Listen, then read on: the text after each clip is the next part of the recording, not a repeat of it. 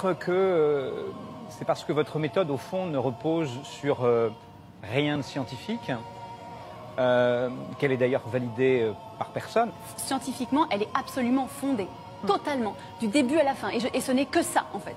Montessori, ça existe depuis un siècle, donc c'est pas extraordinairement innovant. Les neurosciences, on sait qu'il y a un débat sur ce sujet-là. Donc il faut réaménager la classe, mettre de l'ordre, trier les activités, ranger quand on a fini, apprendre à rouler et dérouler un tapis, ranger sa chaise. Très bien. Donc la révolution, je pense, attendra.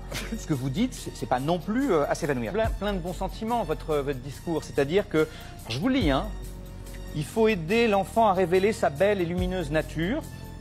Nous ne sommes pas face à un problème, nous sommes face à une solution. L'enfant apprend en étant actif et pas passif, quand il est aimé et pas jugé. Oui, l'eau ça mouille, la guerre c'est moche. Bon. Et quand je vois un titre, Une année pour tout changer, je me dis, bah, j'avais l'impression que c'était J'ai décidé de maigrir de Jean-Michel Cohen. C'est-à-dire, c'est une recette miracle. Bon. Donc, j'arrive pas très bien à comprendre ce que vous nous dites, pour tout vous dire. Et grosso modo, je me dis, alors donc, elle fait un diagnostic pour dire que l'école va très mal, sur lequel on peut être d'accord. Et à la fin, il y a ça. Et je me dis, est-ce qu'on est sûr qu'un Doliprane va guérir le cancer?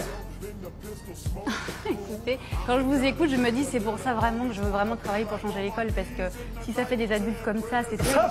Je vous remercie.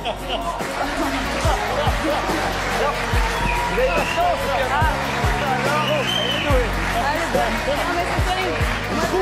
je trouve que par ailleurs, je suis fils d'instituteur et marié à un alors, vous devriez enseignant. avoir un petit peu C'est-à-dire, honte de tenir des propos comme ça.